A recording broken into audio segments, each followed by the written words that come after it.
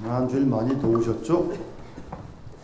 오늘도 무더운데 이렇게 멀리 가까이에서 이렇게 함께 다 같이 열심히 나오시 예배하게 된 것을 하나님께 감사드리고, 제가 이 금방 우리 시온찬의 찬양을 들으면서 회개하는 마음을 가졌습니다.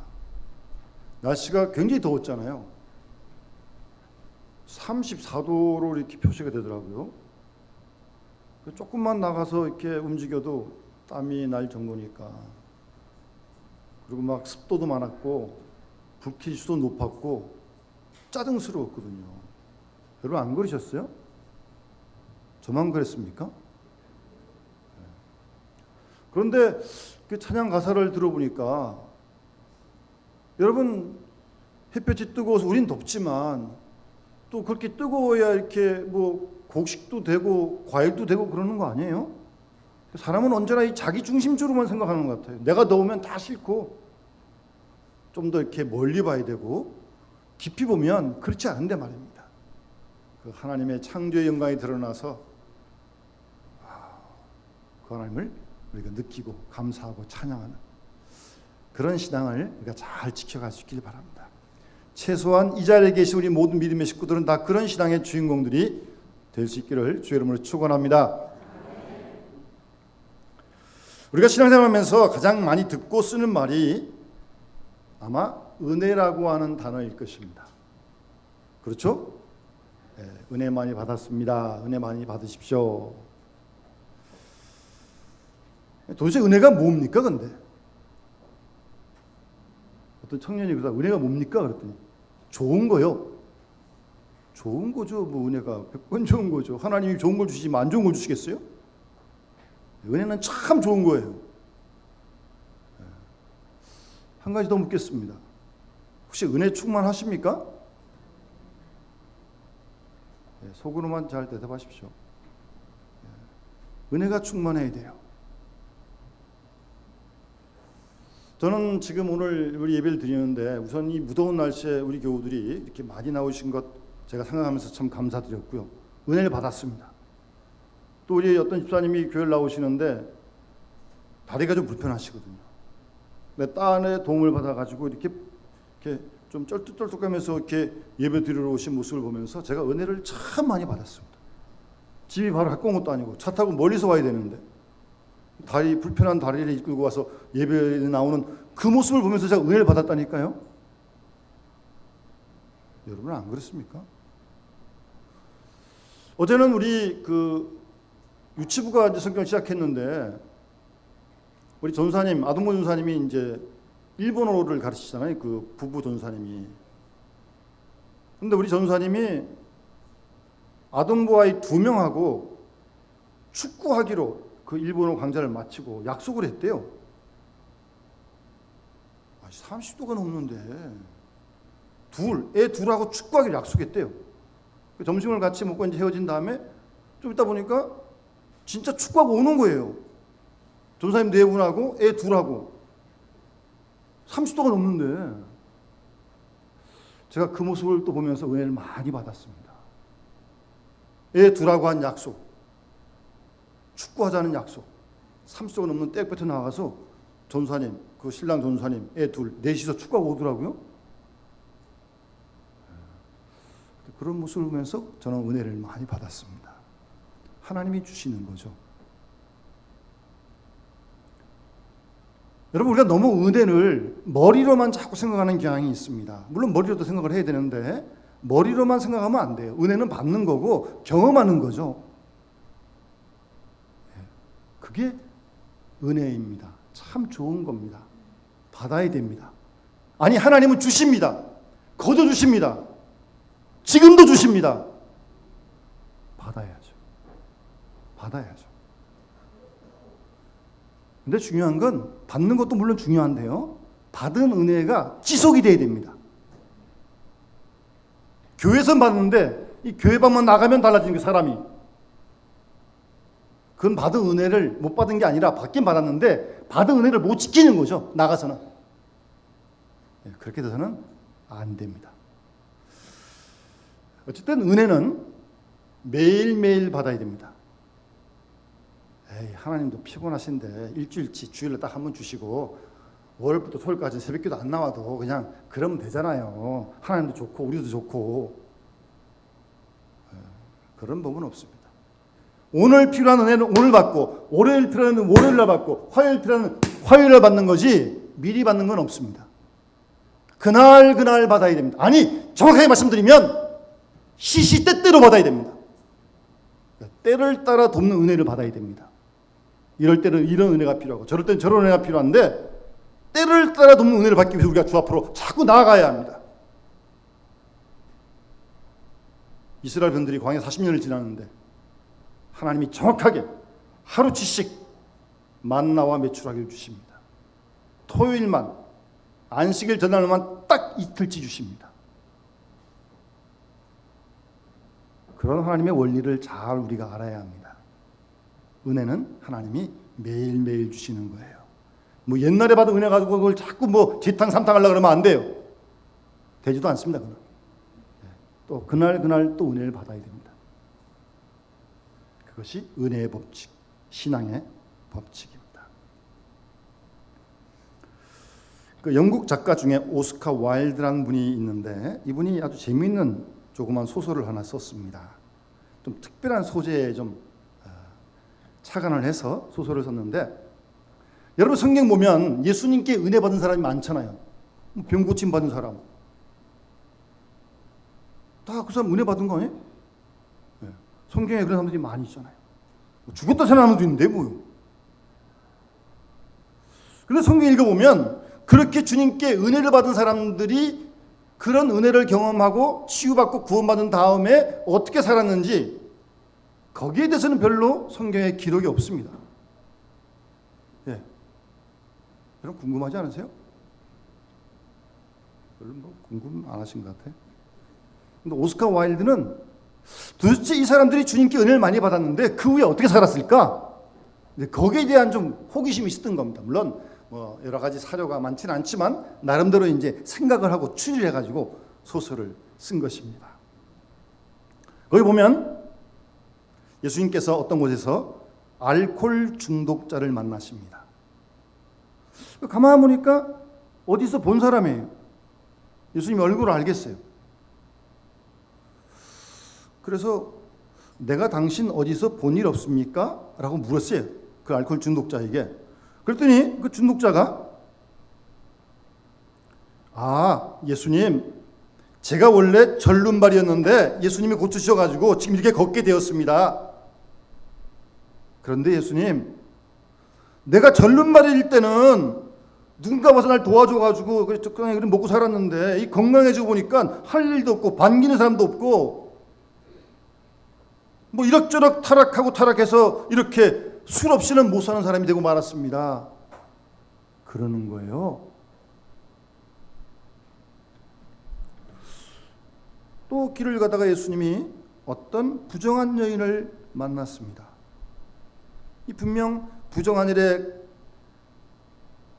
있던 그 여인을 예수님께서 구원해 주셨거든요. 그래서 예수님께서 아니 당신이 부정한 일을 할 때 내가 용서하고 구원해 줬는데 왜 아직도 이런 일을 하고 있느냐고 꾸중하듯 그 여인에게 예수님께서 말씀하셨습니다. 그랬더니 여인은 이렇게 대답을 합니다. 예수님 맞습니다. 내가 예수님께로부터 구원받고 새 사람 되었습니다. 하나님의 딸이 되어서 감사해서 과거의 모든 부정한 생활 다 청산했습니다. 그런데 예수님, 그러고 나니까 아무도 나를 걸떠보지도 않고 갈 데도 없고 할 일도 없고 무엇보다 외로워가지고 다시 옛날 직업으로 돌아갔습니다. 그러는 거예요. 그 여인이. 또 하나 예수님께서 아주 그냥 막 우락부락하고 막 혈기가 왕성한 사납고 드센 깡패를 한 사람 만났습니다. 가만히 보니까 그 사람도 좀 낯이 익어요. 그래서 예수님께서 자네 어쩌다 이렇게 폭력배가 되었나? 라고 물었습니다. 그랬더니 이 청년이 예수님, 저는 원래 앞을 못 봤는데 예수님이 저로 하여금 눈을 떠게 해주셨습니다. 그래서 감격하고 감사했습니다. 눈을 못 보다가 이렇게 떴는데 얼마나 좋았겠어요. 그런데 예수님, 눈을 감았을 때는 몰랐는데 눈 뜨고 보니까 세상에 이 안 입고 온 사람들이 너무 많습니다. 더럽고 치사하고 모순되고 부조리하고 부정부패하고 사치하고 타락하고 우라가 치밀어가지고 주먹을 쓰다 보니까 지금 이렇게 됐습니다. 그랬다는 이야기가 그 소설의 내용입니다.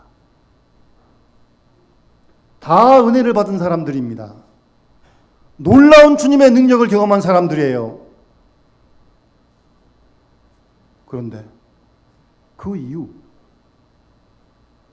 다시 일상으로 돌아가고 다시 이런 어두운 데 처하는 그런 지경이 되고 말았다는 말입니다.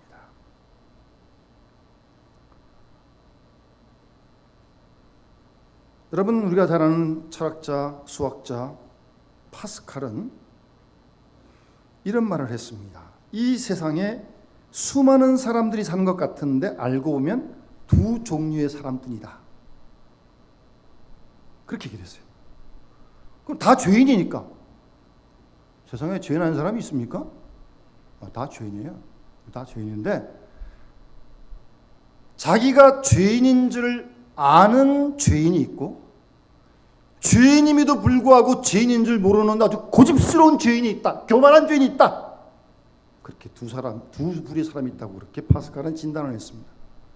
이 말을 좀 더 우리 오늘 이 말씀과 연결해서 확대해 보면 우리가 하나님의 은혜를 안 받은 사람이 어디 있습니까? 지금도 그 은혜로 살고 있는데. 그런데요, 은혜를 받되 그 은혜에 감사하는 사람이 있는가 하면 똑같은 은혜를 받고 사는데도 은혜를 은혜인 줄 모르고 자기가 잘난 줄 아는 그런 두 부류의 사람이 있는 거죠. 여러분은 어느 쪽이십니까? 그러면 도대체 은혜를 받긴 받았는데 어떻게 하면 좀 은혜를 은혜되게 할 수 있겠는가? 이제 그런 질문을 하게 되는 거 아니겠습니까? 다 받긴 받는데. 우선 은혜가 은혜 되려면 깨달음이 좀 있어야 됩니다. 깨달음. 그래서 이 깨달음, 이 생각이라는 게 참 중요합니다. 내가 과거에 얼마나 하나님의 은혜를 많이 경험했는지, 내가 지금 은혜로 얼만큼 여기까지 왔는지 그 은혜로 아는 지식이 필요하다는 말씀입니다. 그런 지식으로부터 일단 생각이 들어야 감사하고 감격하게 되는 거죠. 그런데 은혜를 은혜로 알지 못하기 때문에 은혜 가운데 살면서도 은혜를 모르는 겁니다. 그런데 여러분, 이상한 건요, 그 은혜에 대한 예민함은요, 어려울 때, 고난 가운데, 역경 가운데 은혜에 대한 은혜에 대한 감각이 훨씬 더 예민해진다는 겁니다. 넉넉하고 늘 풍성한 사람은요, 그런 은혜에 대한 감각이 상당히 낮아요. 둔합니다. 얼마 전에 어떤 집사님이 저한테 오전에 교회로 전화가 왔어요. 뭐 이렇게 검진하러 갔다가 좀 병원에서 좀 어렵다고 힘든다는 소식을 드렸습니다. 그래서 저한테 곧바로 전화하신 거예요. 병원에서 기도를 좀 묵상해 주십시오. 그래서 제가 병원에 있고 그 집사님은 내가 갈 수 없잖아요. 전화로 기도했어요. 주님, 마음의 평강을 주시고 이 질병을 주님 치료해 줄 줄 믿습니다. 그랬더니 그분이 그 전화를 받고 전화로 감동을 받아서 우시는 거예요. 은혜가 돼가지고 힘들었는데, 답답했는데, 제가 전화로 기도하니까. 근데 어떤 사람은요, 목사하고 하루 종일 같이 있는데도 감사할 줄 모르는 사람도 있어요. 은혜에 대한 예민함은요, 고난당할 때, 역경 가올 때 훨씬 예민해집니다.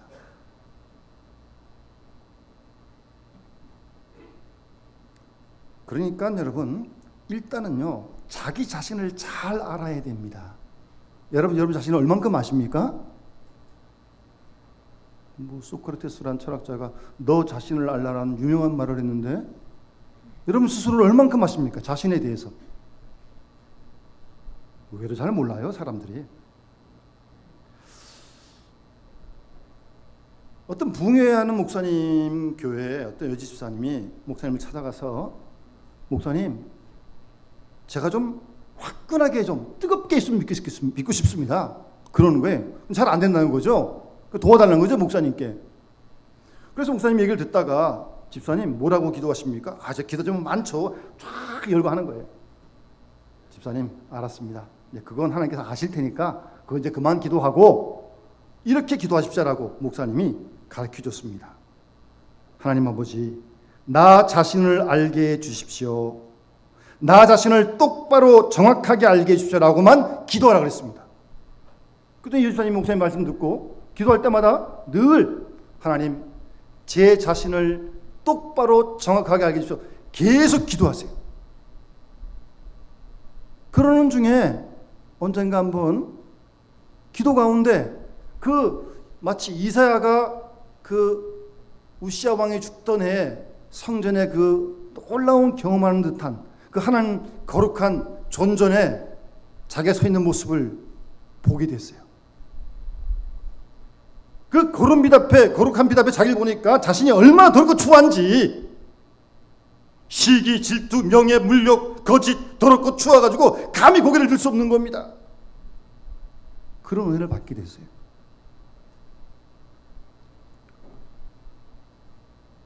너무나 창피해가지고 살 수가 없는 겁니다. 목사님 또 찾아갔어요. 목사님, 제가 또 어떻게 되게 됩니까? 지금 이런데. 그래요? 그럼 집사님, 이제부터는 이렇게 기도합시다라고 두 번째 가르쳐줬어요.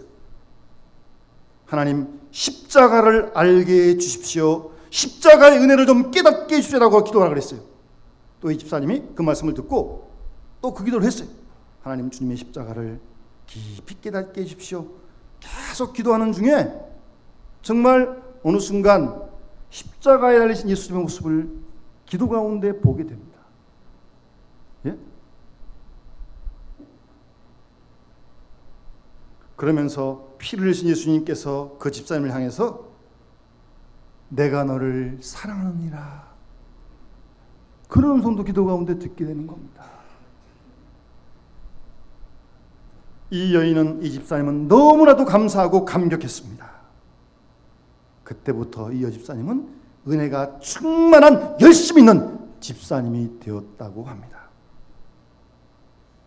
여러분, 자신을 잘 알아야 합니다. 내가 누군지, 나의 나됨을 똑바로 알아야 합니다. 자신을 정확히 십자가 앞에서 보고 알게 되면 결단코 누구도 원망할 수 없고 비방할 그럴 자신 없습니다. 내가 죄인인데 누구를 뭐라 그럽니까?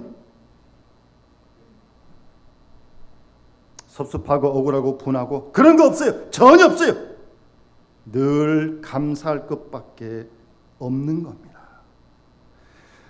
주님의 십자가의 은혜를 믿게 되면, 그 은혜를 알게 되면 자신의 의의가 완전히 부정되는 것입니다. 내 공로, 내 진실, 내 의, 내 노력, 내 지혜 다 없어집니다. 나는 십자가와 그리스도와 함께 못 박혔어요. 이 내가 아니에요. 내 속에 그리스도가 사는 겁니다. 그럼 그런 은혜 경험해 보셨어요? 자신은 완전히 사라지고 주님의 은혜만 남는 그런 생활이 되어지는 것입니다. 더 나아가 그런 은혜 속에서 그 은혜를 주신 하나님의 깊은 뜻을 깨닫게 되는 것입니다. 그리고 그 은혜를 주신 하나님의 분명히 목적이 있음을 알게 되는 거죠. 그래서 오늘 본문 말씀에 은혜를 헛되이 받지 말라고 말씀하고 있는 겁니다. 하나님이 은혜를 거둬주시는데 분명한 목적이 있을 거 아니겠습니까? 그 은혜를 쏟아버리지 말라는 거예요. 망각하지 말라는 거예요.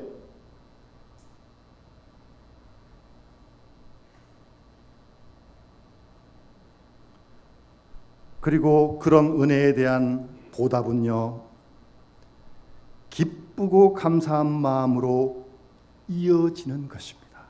그러니까 은혜 받으면 좋다 그러는 겁니다. 기쁘니까. 예? 용서받았으니까 기쁘고 감사하고 늘 만족함이 있습니다. 그런 만족함과 충만함이 우리 마음 가운데 넘칠 때 내적으로 변화가 일어나는 거예요. 변화가 일어난다니까요. 여러분, 거기까지 가야 은혜의 열매를 맺는 겁니다. 변화를 봐야 돼요. 변화를요. 은혜 받은 거 좋은 거 누가 모릅니까? 좋기만 하면 됩니까 마냥? 그건 1차적인 거고요. 유치한 거고요. 그것도 진짜 소중한 거지만 그 다음 그런 은혜가 있어서 기쁠 때 우리의 성품이 변하고 가치관이 변하고 세계관이 달라지고 얼굴도 달라집니다. 얼굴도요. 하나님의 은혜가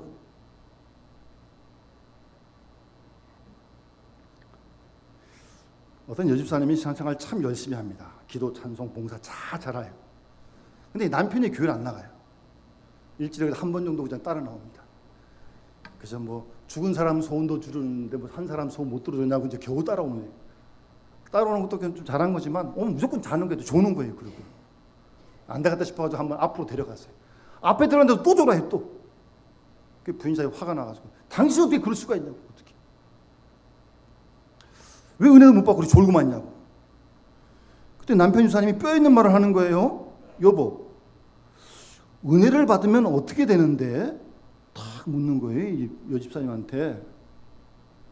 예? 은혜 받으면 어떻게 되는데? 이 여집사님이 교회에서 기도, 찬송, 봉사 다 열심히 하는데 집에만 딱 돌아가면 완전히 이제 잔소리꾼이군요. 바가지 팍팍 긋고 이제 막. 그 남편은 그게 싫은 거죠. 어떻게 은혜 받는 사람이 그러냐는 거예요. 그런 은혜 안 받겠다는 거죠. 쉽게 말씀드리면. 여러분, 하나님의 은혜를 받았는데 그게 집에 가서 똑같다면 은혜 분명히 받았을 거예요. 그 거짓말이겠어요? 받긴 받았는데 지키지 못한 거죠. 집에까지 가서.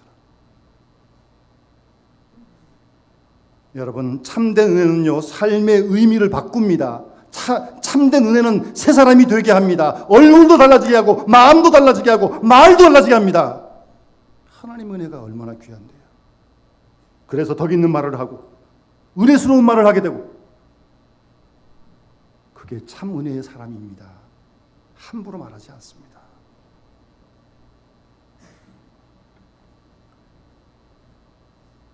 은혜가 귀한 거 알아요.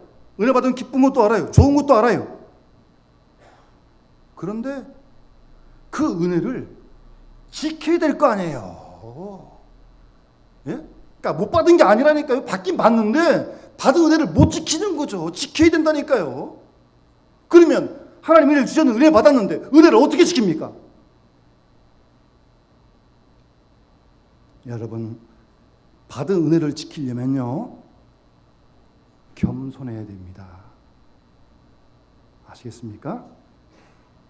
겸손하지 않으면 하나님께 받은 은혜를 지키지 못한다니까요. 지키지 못하니까 도루묵이 되는 거죠. 쏟아버리는 거죠. 그냥 똑같아지는 거죠. 그 다음에 겸손해야 됩니다. 여러분, 한번 따라 합시다. 은혜의 극치는 겸손이다. 잘 기억하십시오. 오래 기억하십시오. 은혜의 극치는 겸손입니다.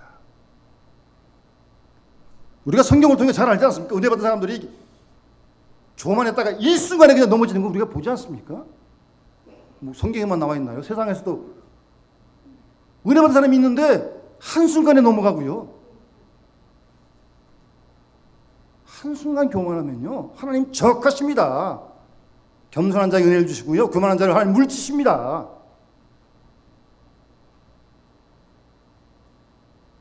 여러분, 얼만큼 겸손하십니까? 겸손한 만큼 은혜를 경험하게 될 것입니다. 두고 보십시오. 교만한 사람은 은혜를 모릅니다. 받았다고도 은혜 쏟아버리고 맙니다. 여러분, 스스로 얼마만큼 겸손하다고 생각하십니까?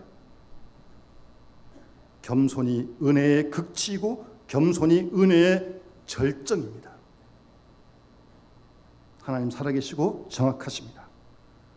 그래서 은혜를 받으면 겸손해지고 겸손해지면 모든 사람이 나보다 훨씬 더 훌륭해요. 모두가 다 훌륭해요. 그렇게 보여지는 겁니다. 그만큼 자기가 낮아지니까요. 그게 은혜 받은 사람이고 그게 겸손한 사람입니다, 여러분.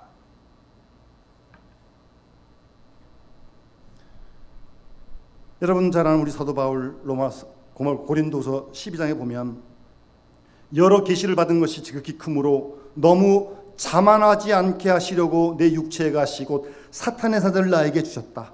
이는 나를 쳐서 너무 교만하게 자만하지 않게 하려 하십니다. 라고 바울이 그렇게 간증합니다. 바울이 대단한 사람 아닙니까? 기적당하고 뭐 그런 사도 바울이 어디 있어요? 교만하려면 뭐 공부도 많이 했고 얼마든지 뭐 로마 시민권도 있고. 그럴까 봐 하나님께서 사탄의 사자 육체의 가시를 주셔가지고 바울로 하여금 교만하지 않기 위해서 그거 좀 고쳐달라고 특별기도 3번 했는데 하나님께서 내 은혜 너한테 족하다 그대로 안고 있어라 그 말이죠. 안 그러면 교만할까 봐. 여러분 하나님이 은혜를 주시면 그 은혜를 잘 지킬 수 있도록 하나님이 겸손하게 하십니다. 근데 조금만 마음에 동기가 1%도 교만하면 우리 금방 다 알잖아요.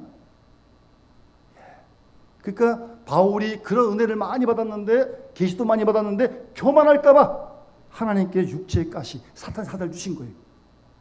자만하지 않게 교만하지 않게. 그래서 그 은혜를 잘 지킬 수 있도록 하기 위해서요.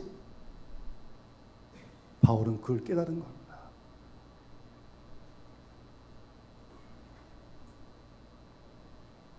여러분 은혜의 사람은 아주 겸손해집니다.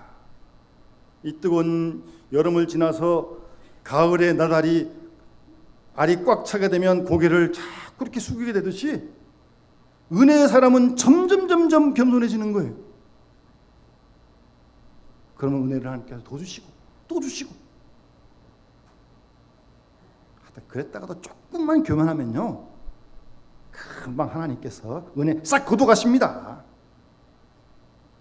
여러분 교만은 사탄의 시험인 것을 잊지 마시기 바랍니다. 그래서 사도 바울은 내 은혜가 내게 족하다는 하나님의 말씀을 그대로 받아들이면서 계속해서 일평생 살아도 주를 위해 죽어도 주를 위해 복음을 전하는 일에 쓰임받기를 원하면서 평생 하나님의 도구로 겸손한 생을 살아가게 되는 것입니다. 그런 아픔이 있어요, 바울에게도. 여러분 오늘 말씀에 은혜를 헛되이 받지 말라라고 말씀하고 있습니다. 은혜 받아요. 못 받는 거 아니에요. 하나님 주시도 왜 못 받겠어요. 받는데 잘 지켜야 돼요. 은혜를 헛되이 받으면 안 돼요. 은혜를 주신 분명한 목적이 있을 거 아니겠어요. 그 목적이 우리가 쓰임 받아야죠. 그러라고 하나님께 은혜를 주셨는데. 그러면서 오늘 말씀 보시면 중요한 말씀을 하십니다. 보라 지금은 은혜 받을 만한 때요. 보라 지금은 구원의 날이라고요. 지금요. 지금 현재. 물론 과거에도 은혜 받았지만 앞으로도 물론 받겠지만 중요한 건 지금 예배 이 자리가 은혜의 자리라는 말씀입니다. 바로 지금이 구원의 때고요. 이 현실을 이대로가 하나님의 은혜임을 받아들이는 것입니다. 여러분 힘든 일도 있고 몸이 아프기도 하고 힘든 싸움을 싸워가고 있지만 이것이 이 자체가 이 현실 그대로가 하나님의 은혜라고 그렇게 말씀하고 있는 그렇게 고백할 때 주께서 감당케 하실 줄로 믿고요. 내가 받은 은혜를 이렇게 나누면요 간증하면요 은혜가 훨씬 더 자꾸 배가 되는 겁니다. 여러분 예? 우리 구역에서 교회에서 우리 그런 대화를 나누는 거죠. 내가 받은 은혜를 나누면 그 은혜가 몇 배로 그런 대화가 그런 교제가 교회에서 이루어지는 거죠. 나누세요. 간증하세요. 받은 은혜를 말입니다. 자기 자랑하지 말고요. 그러면 은혜가 점점 확산되게 될 줄로 믿습니다. 하나님은 오늘도 살아계십니다. 우리에게 은혜 주십니다. 때를 따라 돕는 은혜를 주십니다. 우리 사랑하시니까요. 우리가 그 은혜를 잘 받아서 잘 간직해야 합니다. 특히 사람은 뭐 조금만 무하면 고기 딱 들려 그래. 이 모기가. 조심해야 됩니다. 겸손해야 받은 은혜를 지킬 수 있어요. 그래서 은혜의 귀한 열매를 맺어서 주신 사명도 감당하고 주위 사람들에게 은혜를 나누면서 하나님의 기뻐하신 뜻을 이루어가는, 또 이 무더위를 이겨가는, 무더울 때 특히 은혜가 더 충만해야 돼요. 그래야 또 짜증내지 않고 주의 일을 감당하지 않겠습니까? 그런 은혜가 우리 모두에게 함께할 수 있기를 주의 이름으로 축원합니다. 주신 말씀 기억하면서 우리 찬송가 317장 함께 찬양 부르면서 봉헌하도록 하겠습니다.